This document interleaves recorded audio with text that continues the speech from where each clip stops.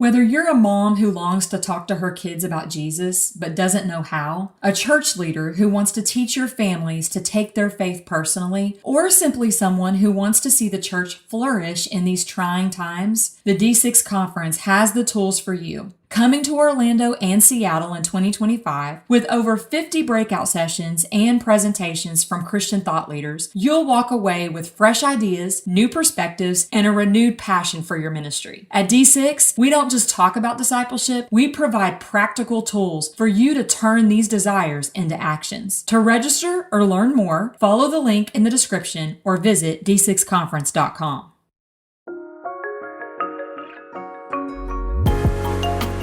Welcome back to the D6 Family Ministry Podcast. We believe that discipleship should not be difficult, so we're here to help you connect the dots between church and home. Together, let's guide each generation, whether related or not, to stand confident in their faith. I'm your host, Ron Hunter, and with me as always is my co-host, Marianne Howard. Hey, Marianne. Hey, Ron. Okay. So I want you to think back to when your kids were at home. Let's start with like when they're middle school age, maybe a little younger, but right around that stage of life. How did you prioritize having meaningful conversations, making time for meaningful conversations while managing your career and calling obligations? You know, I was pastoring back then, Marianne, and my wife and I talked through this because it's hard for me to shut off work issues. I'm a processor and I constantly process. And so we devised this metaphor that was also very real. When I walk through the door of our home, I could have thought about church all through my drive, but when I walk through that door, I turn it off. And I do nothing but engage the kids and the family. And they were small enough, they'd come up and hug me. We would wrestle on the floor. We'd do a game, whatever it was. That time when I first arrived home was 100% dedicated to the kids. And they knew it and they couldn't wait for it. And there's so many things you could walk into, dads, and go, oh, let me jump in the easy chair. Let me listen to, my favorite sports program or whatever the distraction is. There's so many things competing for your attention. Rich just describes this beautifully as he names it in this podcast. Let's listen to this short clip. Have you ever noticed that the most noise comes from the shallow end of the pool? That's really good. That's a deep theological statement right there, Yes. right? And so there's a lot of shallow voices competing for our young people's attention. Who's guiding them? Who's teaching them how to listen to the right voices so they can develop their own voice? So as you listen to this episode, one of the things I'd like for you to consider is how are you gaining relational equity by spending quality time with your kids? Let's listen to this episode by Rich Griffith.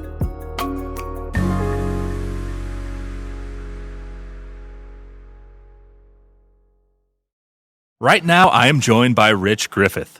With nearly 40 years of ministry experience, Dr. Griffith is assistant professor of youth ministry at Toccoa Falls College.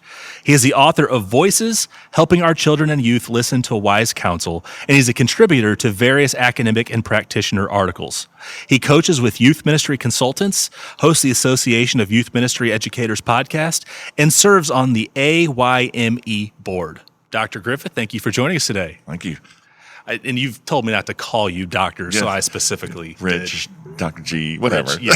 It's all good. And let me add, you have also been a contributor for the Brink magazine. Yes, it's a great magazine. Thank you. I've been putting that in the hands of our young adults at the college. I appreciate So that very much. yeah, it's a great magazine. And if you haven't checked it out, you should check it out and see who's Absolutely. writing. Yes. Absolutely. Well, we are talking about your new book today. We're talking about Voices, Helping Our Children and Youth Listen to Wise Counsel, a book that really has not been out very long. It's pretty hot off the presses. Yeah, for sure. And it's been a pleasure writing. D6 got great material, so it's just honored. I'm honored to be a part of that. So, Well, what were some of the driving forces that led you to write the book? well, this is sort of embarrassing to admit this, but I spent over 30 years doing youth ministry, discipling other people's children, right, trying to partner with them and do that. And then the Lord called me. I'm a single dad, and some of the previous podcasts we've talked about that and the challenges of that. But the Lord called me to to adopt. And then when I realized I had kids, I thought I was a great youth pastor until I became a dad. And then I realized I didn't know Jack Diddley, really.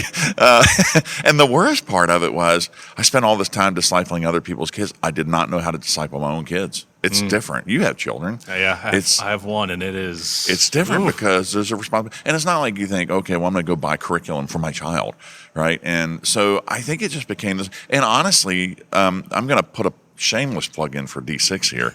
Sure. So I got my doctorate in youth, family, and culture, didn't know how to disciple my kids, blah, blah, blah. And what changed my whole perspective was coming to D6. I'm the professor of youth ministry. And you'll be glad to know that at the college, we have actually not just youth ministry now, we started a multi-generational track. I wanted to call it intergenerational, but the college is like, we don't get that. We don't understand what you're doing there. So we're like doing intergenerational ministry now. And so what I did is it was a real heart search because I was like, how do I disciple my kids? And actually, a lot of the principles I learned were from D6. Yeah.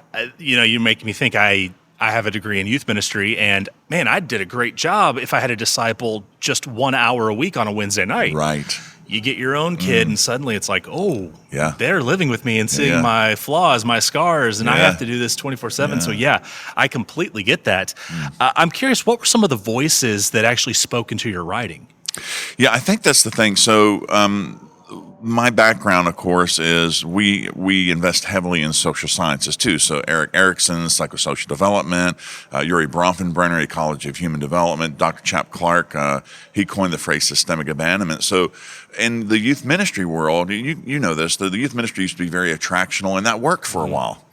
But then come to find out, we're losing young people out of the church. And it's like, well, what is going on? And I think what happened is I started to discover that our kids, we know that Gen Z is the loneliest generation. And I've had to ask the question, why is that? What's leading in all this? When I was growing up, I hate to sound like one of those old guys. When I was growing up, right? Yeah, myself. Yeah, I get it. So when I was growing up, though, I had fewer voices that spoke into my life. And I think about social media now and even AI, right? Who you trust and stuff, right? So what happens is a lot of the social sciences will teach us that, especially the primary task of adolescence is identity formation. So what will happen, though, is an adolescent will simply parrot back, this chap Clark's work will parrot back what the adults in their life say. So if a coach says the sky is blue, Johnny says the sky is blue. If the youth pastors say, well, the sky's really kind of gray, then Johnny will say the sky is gray. And now we're in a day where you got people say the sky is green, and the kid will say the sky is green. And so what happens is you get all these voices speaking in our kids' lives, and what it's doing is because it's extending their identity formation because they don't know who to believe. They're isolated and alone. They don't have adults speaking into their life. And I'm saying too much here, and it is in the book. It's a great read, but what happens is all the voices when I was growing up, they used to be somewhat unified, but now they're competing against each other. And so Chap Clark says systemic abandonment, right? So all the institutions that were supposed to be about nurturing young people have been hijacked by adult-driven agendas. So these voices are now not only looking at their adult agenda. Dr. David Alkine wrote a great book about this called Ties That Stress the New Family Imbalance. And what he's talking about is that these young people are trying to get direction and a sense of, but the problem is all these voices are not only systemic abandon them, they're fractured. They're not. When I was growing up, for instance, we didn't have sports on Wednesday or Sunday. Yeah. Right. And that was because Wednesday and Sunday was church. Even I grew up in Maryland, still a northern state. But now what's going on, there is no more sacred space. And so you have schools, you have recreation, you have all these different institutions that are vying for the attention of our young people. And then we talk about, in the book, it covers consumerism, it covers peers. There was a great quote in there. There was a guy who was retiring so he can get away with this. And he said in his retirement speech, he said, have you ever noticed that the most noise comes from the shallow end of the pool? That's really good. That's a deep theological statement right there, Yes. right? And so there's a lot of shallow voices competing for our young people's attention. Who's guiding them? Who's teaching them how to listen to the right voices so they can develop their own voice? Yeah.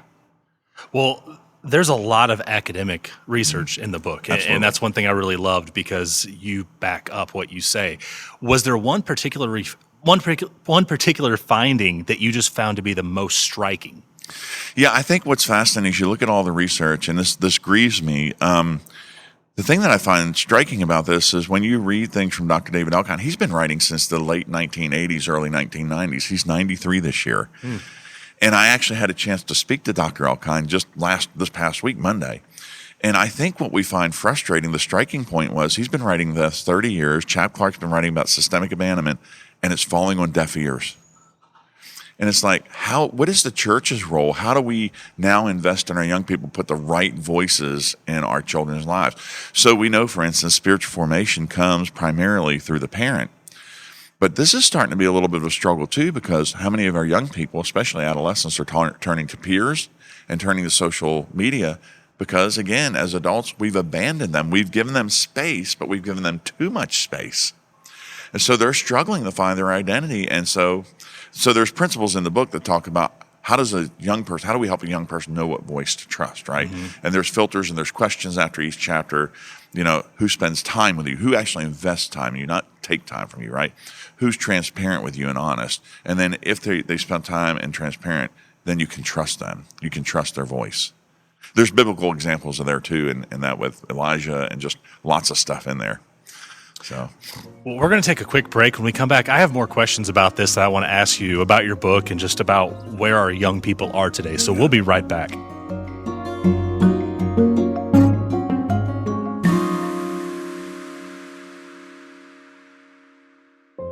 Parenting teenagers has its challenges. One minute your teens are content, and the next they're having an emotional outburst. Connecting meaningfully with them can be challenging, to say the least.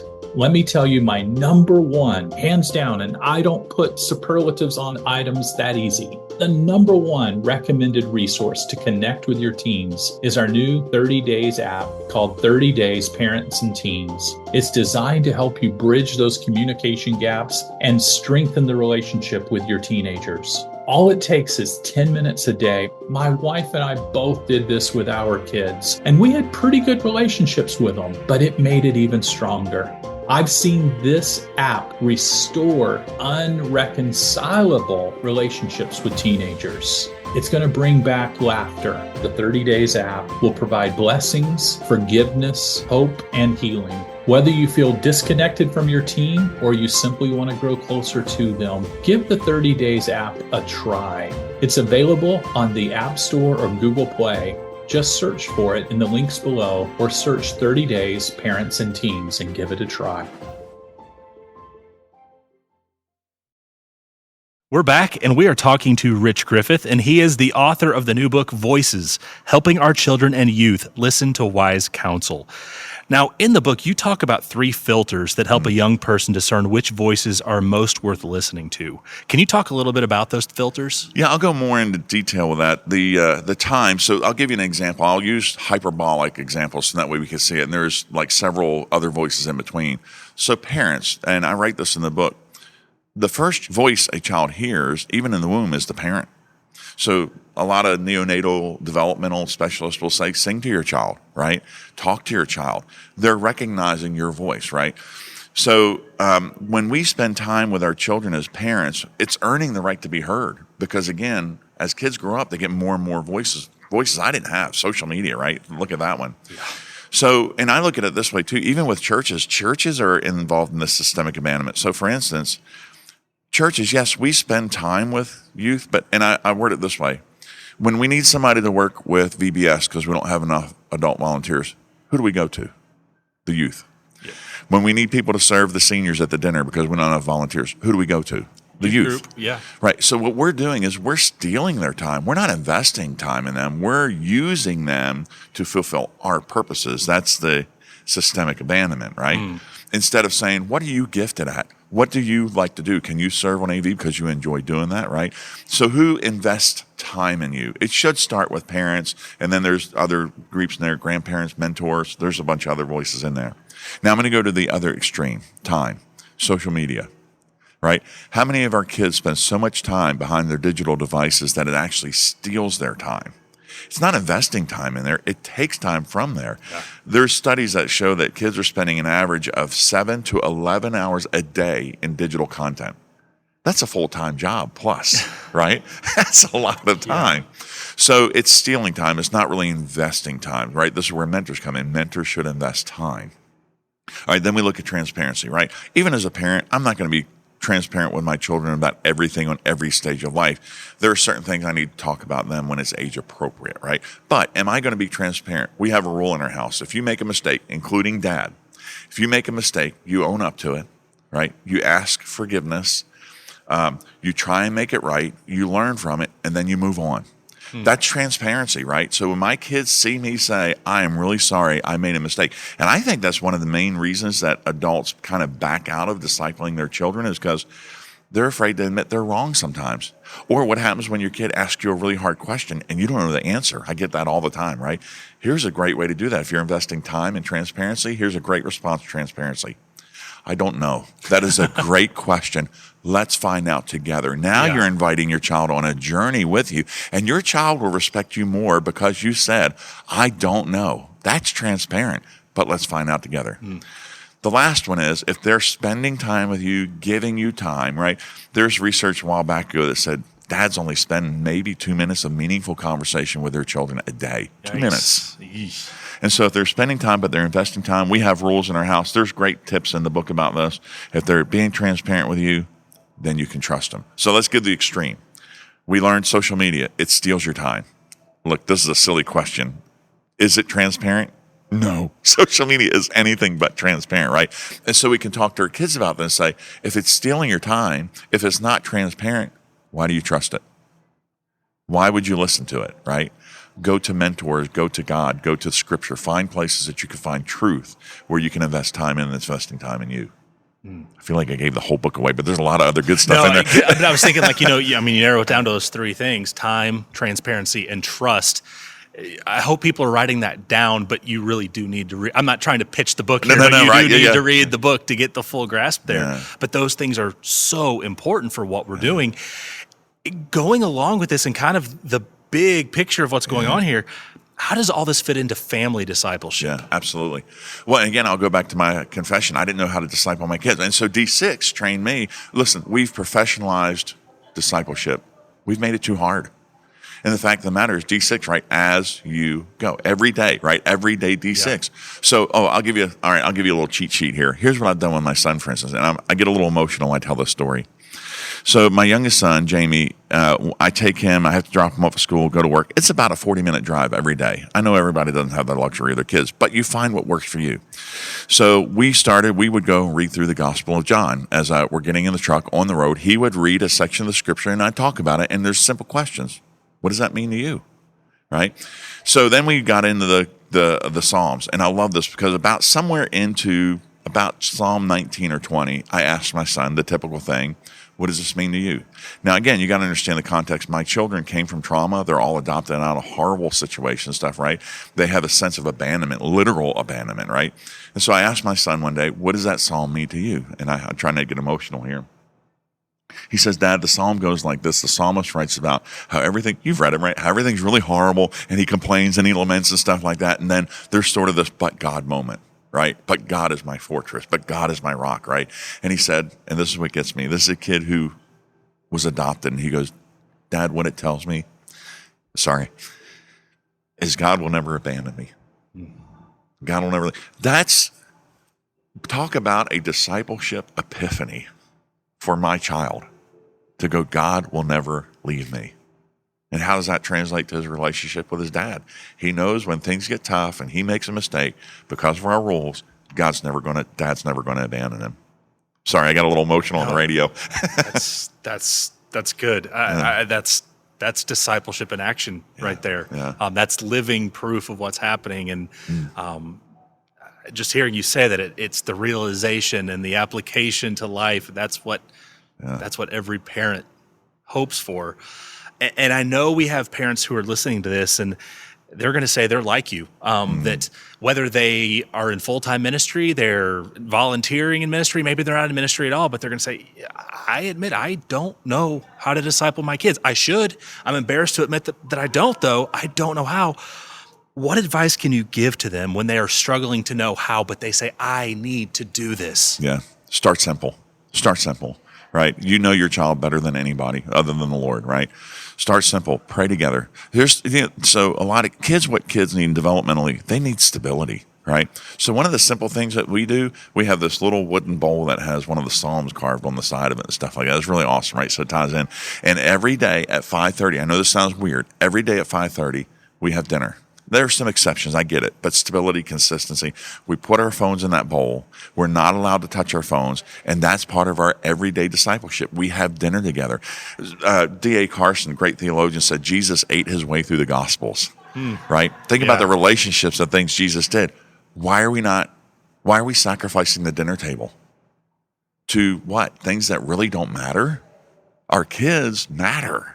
So do something simple and look, fit your style for your family. Maybe you are busy with soccer. I'm very competitive. I love sports. But find out, hey, you guys didn't win this game. Okay, how did you still treat the other team?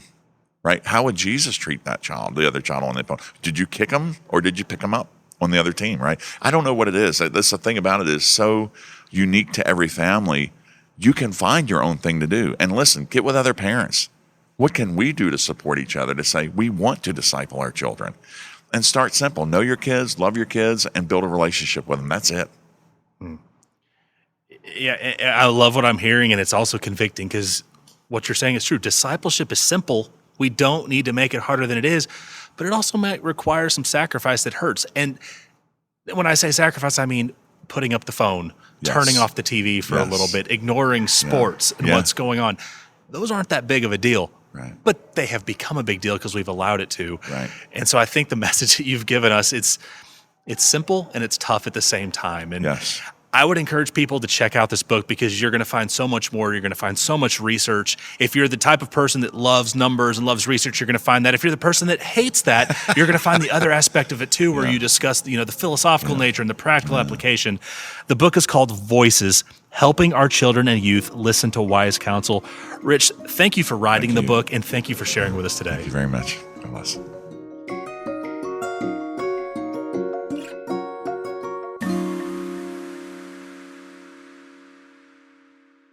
Okay, in this episode, we heard Rich.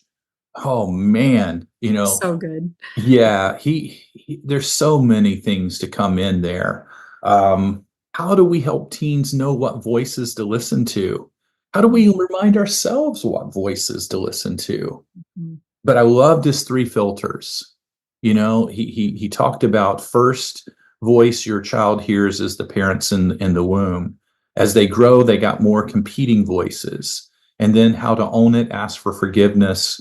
Those areas in there were just powerful. And his 3 were this: time, transparency, and trust. Mm. Which of those jumped out at you? Which in that series of thoughts, Marianne? Was it time? Was it transparency, trust? I think time. I think because time is kind of running out. Not really, but my kids are getting older, so I feel that time when pressing in on me right now. And he made the statement about how dads, he says new research has come out that dads only spend 2 minutes of meaningful conversations per day investing in their child. Like that takes my breath away. And so that makes me want to take my earrings out and go fighter girl to the devil and say, oh, really? I'm going to make sure they have time. And it's not just we're all sitting in a room together looking at our devices. It's that we're intentionally giving eye contact, giving presence, that we're spending time because it's about our voice. This is huge. This is huge. It is. So let me just remind you as we reflect back on what we've just heard, what voices are you listening to? Which one jumps out and vies for your time that you tend to go, yep, that's where I'm going to focus? And it's competing with the other relationships in your life and the routines and the rhythms of discipleship. And then once you identify your own, look at each one of your kiddos, whether they're adults or still in the home, and say, what voices are they battling that you can help them begin identifying and helping them with? Join us next week as we hear from Patty Reed as she teaches us how to build a bridge of communication with teens and kids. And it comes behind Rich Griffith in a beautiful way. It is furthering the conversation, giving you the tools and the tips on how to cultivate rich conversation and communication with your kids. To learn more, visit d6family.com. We look forward to seeing you next week.